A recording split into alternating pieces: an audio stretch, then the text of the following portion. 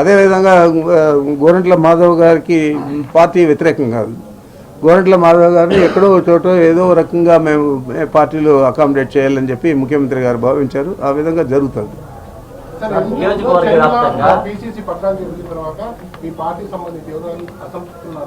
వాళ్ళంతా కాంగ్రెస్ పార్టీలోకి వెళ్ళే అవకాశం ఉంది అనిపిస్తున్నారు. మరోవైపు పాప్సార్ది ఈ క్వశ్చన్ టీడీపీ వెళ్ళే అవకాశం ఉంది ప్రచారం, కాపు లాంటి వారు కాంగ్రెస్ వెళ్తారని ప్రచారం. నేను ఎలా ఇస్తారు అంటే బయట పార్టీలతో నేను ఒకటే మిమ్మల్ని అడుగుతాను, కాంగ్రెస్ పార్టీ ఎక్కడ ఉంది ఆంధ్ర రాష్ట్రంలో అని అడుగుతాను. ఇదేమన్నా తెలంగాణలో కాంగ్రెస్ పార్టీ ఉన్నది. ఆమె అక్కడ బాగానే ధీటుగా పాదయాత్రలు చేశారు, అన్నీ చేశారు. కాంగ్రెస్ పార్టీలో తర్వాత మద్దతు ఇచ్చారు, అన్నీ చేశారు. ఇక్కడ కాంగ్రెస్ పార్టీ ఎక్కడుంది? ఎవరన్నా అసమ్మతివాదులు ఉంటే ఒకరు చేరితే చేరచ్చు. కానీ 3 అంకెల మించి 75% కాన్స్టిట్యున్సీల్లో ఓట్లు పడలేదు. 400, 500 అట్లా వచ్చాయి. ఇంకేదైనా 25%లో ఎక్కడైనా ఓ చోటన కాంగ్రెస్ పార్టీకి ఆంధ్ర రాష్ట్రంలో డిపాజిట్ వచ్చిందా?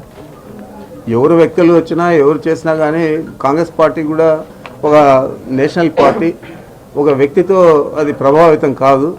మరి ఏదైనా ఉంటే కాంగ్రెస్ పార్టీలో ఏదైనా మార్పులు చేర్పులు అనుకునే విధంగా జరిగితే అది ఇంకా 10-15 సంవత్సరాలు పట్టచ్చు. అంత లోపల ఆంధ్ర రాష్ట్రంలో కాంగ్రెస్ పార్టీ ఉనికి సాటుకోవడం చాలా కష్టం అని చెప్పి నేను భావిస్తున్నాను. ఎంచేతంటే కాంగ్రెస్ పార్టీలో మేము కూడా చాలా సంవత్సరాలు పనిచేసాం, చాలా పదవుల్లో కూడా పనిచేస్తాం, పార్టీ కోసం కూడా చాలా ఎక్కువగా పనిచేస్తాం.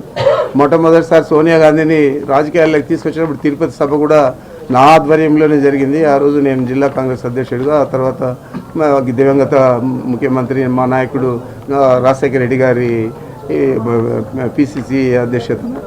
మరి అవన్నీ చూసాం కాబట్టి ఈరోజు ఉనికి కోసం తాపత్రయపడతామని తప్ప కాంగ్రెస్ పార్టీ ఇక్కడ చేయగలిగింది ఏమీ లేదు. 1వ ఓట్లు చీలుస్తుంది, మాకు లాభం చేకూరుతుంది అని చెప్పి చంద్రబాబు నాయుడే కుట్రపూరితంగా ఈ రాజకీయాన్ని అంతా కూడా నడుపుతూ ఉన్నాడు. అది కూడా మాకేమి చింత లేదు. తప్పనిసరిగా చంద్రబాబు కుట్రలు కానీ కాంగ్రెస్ పార్టీలో ఉన్న ఎవరైతే మాకు వ్యతిరేకులు ఉన్నారో జగన్మోహన్ రెడ్డి గారికి వారిని కానీ ధీటుగా ఎదుర్కొంటాం. తప్పకుండా మా స్థానాలు మేము నిలబెట్టుకుంటామని చెప్పి ఘంటాపదంగా చెప్పాలి.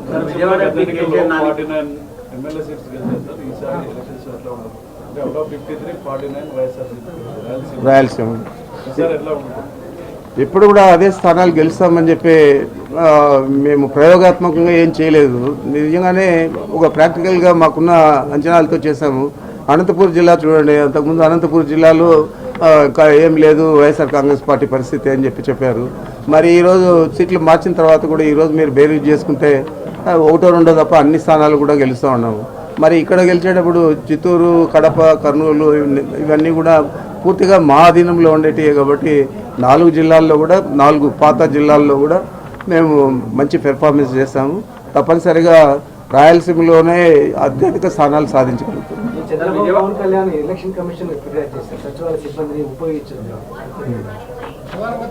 మేము సచివాలయ సిబ్బందిని ఎక్కడ కూడా ఎన్నికల కోసం ఉపయోగించడం లేదు.